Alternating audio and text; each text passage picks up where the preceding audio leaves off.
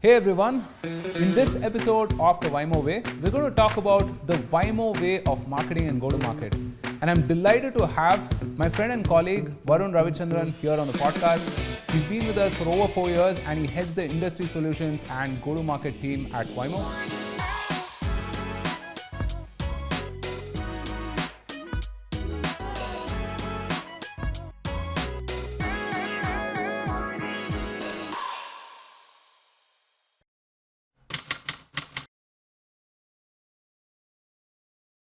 Welcome to the podcast, Varun. Great to have you. Hi, Roshan. Great to be here.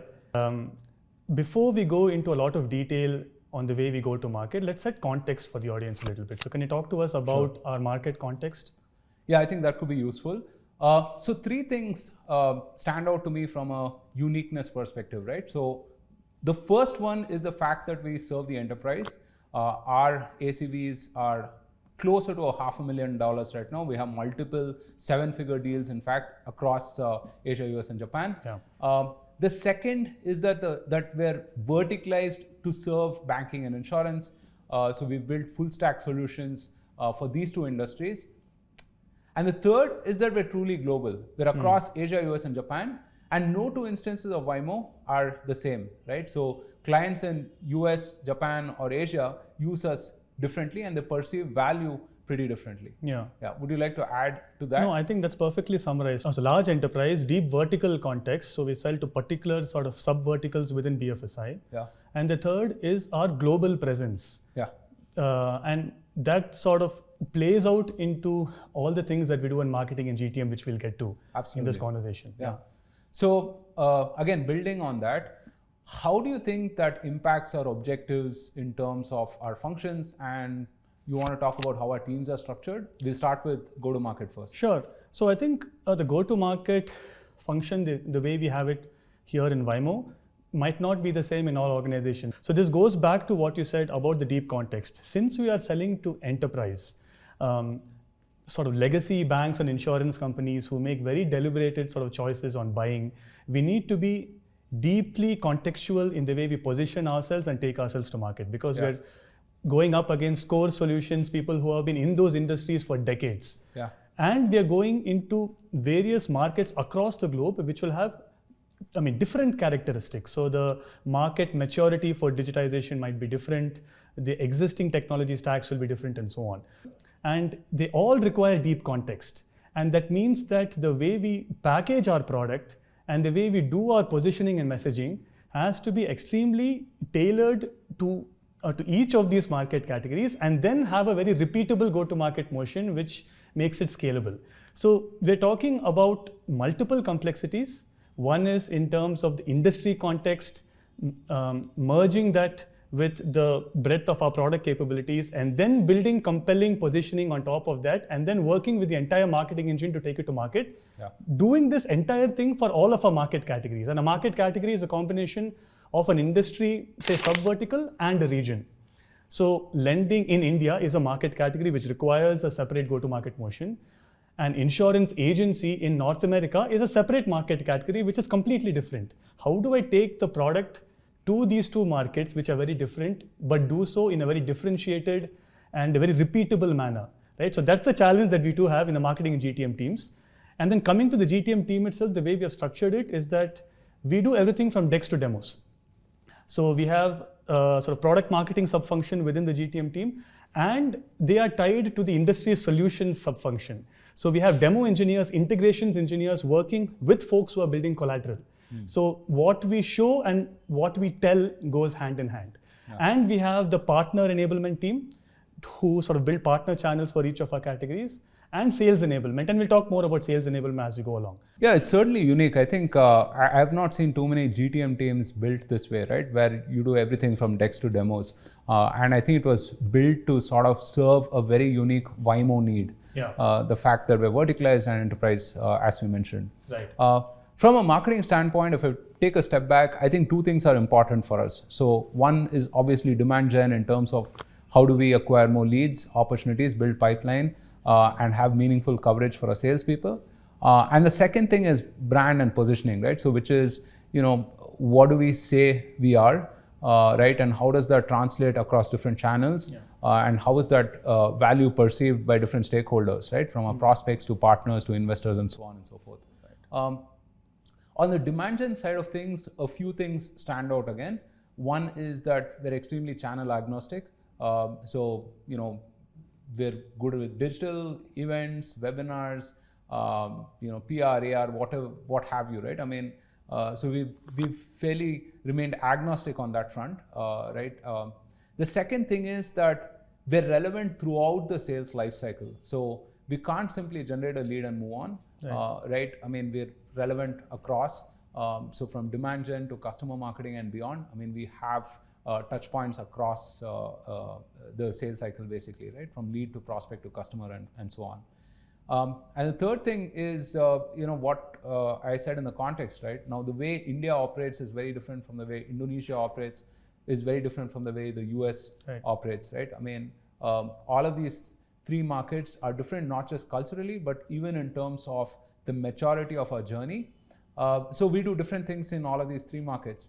And I think the fundamental principle for us is to look at things with fresh eyes, with fresh perspective. It's not that we don't study what's come before. It's not that we don't research all of the available information, but we like to look at things from a first principles perspective and question things and do what's right for Vymo, which may not necessarily be conventional, right? So that in terms of what our fundamental objectives are. The way the team is structured at this point, we have the growth guys who run all the campaigns. We have inside sales or SDRs who kind of qualify these leads and opportunities and move them down the funnel and work with the sales teams in each of these geographies. And then we have a brand function which manages analyst relations, PR, storytelling, narrative, and so on and so forth. Right. Some of which is what we're doing right now. So let's talk about branding and positioning. Because it's such an important thing. It really makes or breaks a product as we scale beyond, let's say, I would say the first 10 or 15 million. Correct. Right? So how is branding and positioning impacted by the way we do things? Yeah, I think the biggest factor for the way we brand and position ourselves is that we might have to have separate positioning for each of our core strategic geographies based on the market context. And we need to have the agility to be able to support that while at the same time have consistency across the board, because there shouldn't be some dissonance in the way we're positioning. Yeah. And I'd love to hear from you, how do we make sure that we hold on to that core consistency while catering to differences in our positioning? Yeah. What do you think? So again, if I were to take a step back, right, branding is a function of two things: what you say you are and what others say you are. And I would say, I'd argue that over time, I think the latter becomes a lot more important, right? So you can't completely build brand in silos, right? And when I say others, I mean, it could be your customers, prospects, partners, analysts, the media, whoever could be a voice that has a perspective about you, basically, right? So I feel like in all of these different geographies, the fundamental value doesn't change. Right. The value that we're helping sales and distribution teams do more, right? Conventional sales is pretty simple in the sense that the top 5 or top 10% of folks are rewarded sort of ad nauseum, right? And then the bottom 10 or 20% are fired, right? Vymo pioneered a unique way of sort of revisiting this convention and said that, look, let's figure what the top folks are doing and let's emulate those behaviors across the org so we can raise the median of productivity across the team. And that is something that has resonance irrespective of whether you say that in Japan or whether you say that in the US or India, Indonesia, wherever, right? Wherever we operate. I think the nuances are a lot more tactical in terms of who we talk to and how we talk to them, how it translates to business outcomes for those individual businesses and so on and so forth, right? But in spirit, the fact that we help sales and distribution teams do more is something that ties all of these things together. Yeah.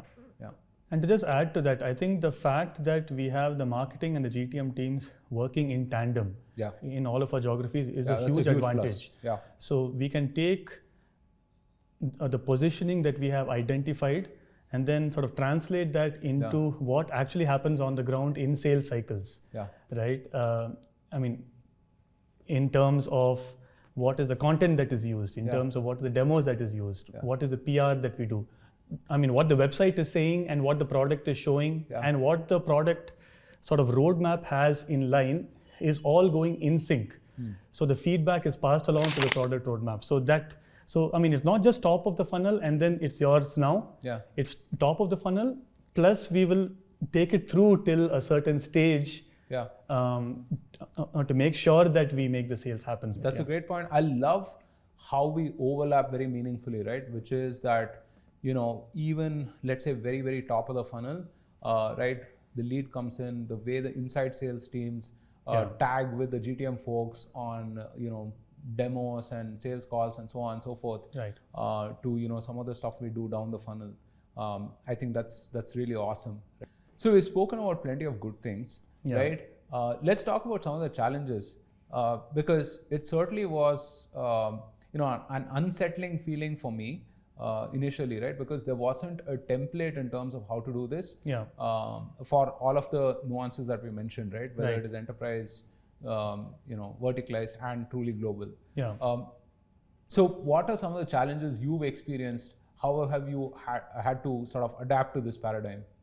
So let me talk about some of the challenges from an industry go-to-market perspective. I mean, let us say we are trying to break into a particular sub-vertical in India or in North America. The challenge is, how do we make sure, I mean, we do know that our product solves for a very meaningful problem statement. If not, we won't even go to that market. But for us to make an impact in that market, our taxonomy, our language, the way we do the finer details in our demo, in our positioning, the way we sort of present our value statement, all of that needs to be credible. And so the deep context can't just be on a piece of collateral, but it has to come out in the ways a salesperson is presenting our solution.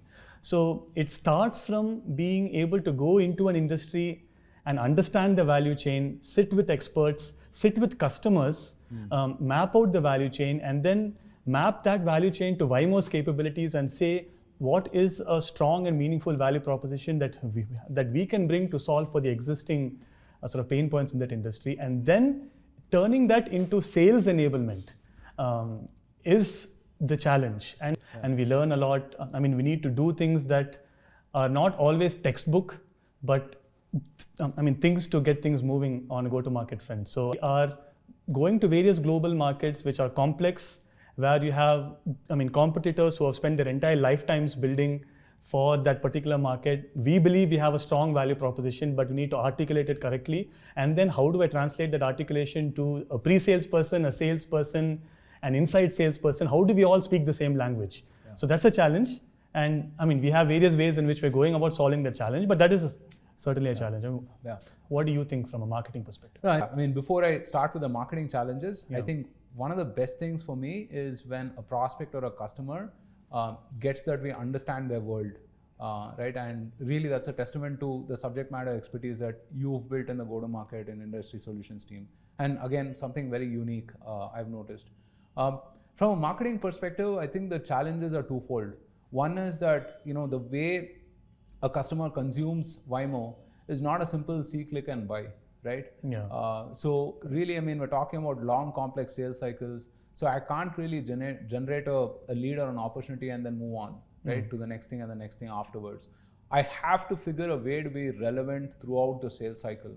And that's certainly a unique challenge that I had to think of from a very first principles perspective, talk to a lot of folks who've been in similar situations and figure how to sort of address that, right? And how to be relevant and move the needle for the company. The second thing is that, it's a very finite universe, right? We have maybe 500 or 600 accounts across the world who are relevant for us, right? So I can't really run through these accounts, with like very general campaigns and positioning and so on, right? So Right. I have to be relevant for that each individual account in an account-based sales fashion. So that is another challenge that I've learned to sort of enjoy as well, because it certainly pushes you to do more than just maybe blast out an email to like 10,000 prospects and just wait to hear from them. Right? Yeah, so one thing I wanted to ask is that it's the way we sort of position our brand. I mean, a lot of things go into building a brand, but if I just take one aspect of our positioning at events, for example, so we go to events like ITC, right, which is large insurance tech event, and we are a sort of relatively newer entrant into that space. But the way we sort of distinguish our presence there, and we are able to sort of capture the attention of people coming in. So do you want to talk to me a little bit about how you manage budgets and sort of magnify the impact that you do across the globe in terms of brand? Right. So obviously we operate with very, very minimal budgets, right? We're extremely scrappy. We think like a bootstrap team. And, again, our budgets have remained flat for the last, I think 3 or 4 years, I would say, right? And that really pushes us again to be a lot more creative in the way we market.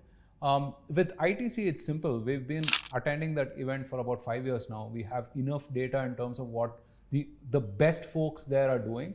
What we try to do is A, try to emulate some of that stuff, and B, we've figured some best practices in terms of what actually resonates with people.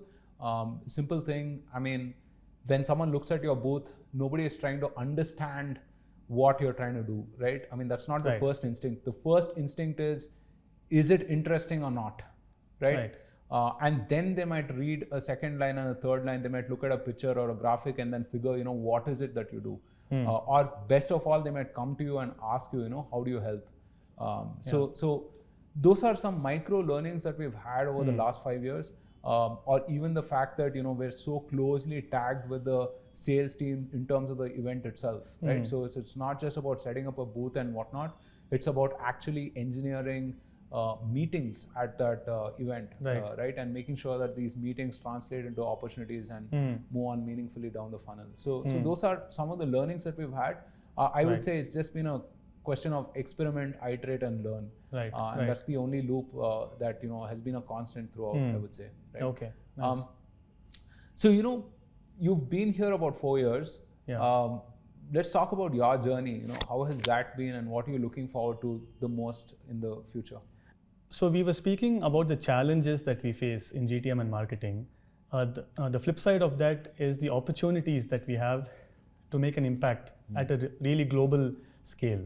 So when we talk about opportunity, it is translating go-to-market strategy, which we make with the founders, translating that into the way we actually go to market on the ground, and being able to span both ends of this divide. In terms of high-level positioning, and then going into the details, into sort of product-level details, solution-level details, messaging, and then sort of fine-tuning that for various markets. Doing the entire span is an opportunity that I love. So in terms of my journey, I think firstly is, so what I just said, the ability to make an impact. And the secondly is the freedom that I get to try various things from a go-to-market perspective and to be bold. So whether it is in terms of building industry solutions, in terms of building partnerships and various other go-to-market channels, and working with your team on the brand and the demand side, and seeing some of the positioning that we did on whiteboards translate into action at an event. So the opportunity to make that happen and the freedom to sort of try various approaches, I think that has been sort of truly liberating over the last 4 years. And so I think in the years to come, the challenges will deepen. Market sort of macro situations will go up and down cyclically. And the way in which we reposition ourselves for that, and the sort of the agility we can show will, constantly be tested, and I'm looking forward to that. How has your journey with Vymo been, Roshan? So I've been here about 6.5 years now, and every year I sort of ask myself the question that if I were to join Vymo at this point, would I? And the answer has always been a resounding yes for some of the things that you mentioned, right? Impact, for instance. I think Vymo is, again, one of those places where irrespective of what function you belong to or your level of experience, you can make an impact, right? We have this credo, better to say sorry than ask for permission, and that is something that has stayed on with us through the years, right? There's just a lot of agency for people to go out there and cause a change. Certainly that. The second thing I would say is that every couple of quarters or so, I get to sort of push the reset button and reinvent myself. The problem that I was solving maybe 6 months back is very different from what I'm trying to do now, right? And that's a unique opportunity that will, only come to me when, in this situation where it's a growing company, right? And not just that, where the culture sort of supports that as well. And finally, I mean, the opportunity to work with, folks like you, right? The smart, empathetic. And likewise. Passionate folks, right? I think that's definitely like a major attribute, right? So yeah, all of those things. So fantastic. I mean, we have these conversations pretty much every day. It was good to kind of record this for people to kind of see, right? I mean, this was fun. Cut out a lot of the more scandalous stuff. But I mean, it was great to have you on the podcast, Varun, and hope to have many more conversations with you. Absolutely. Thanks for having me. Yeah. Thank you. Thanks so much for joining us, folks. If you liked this episode of the Vymo Way, don't forget to like, share, and subscribe. We'll see you on the next episode.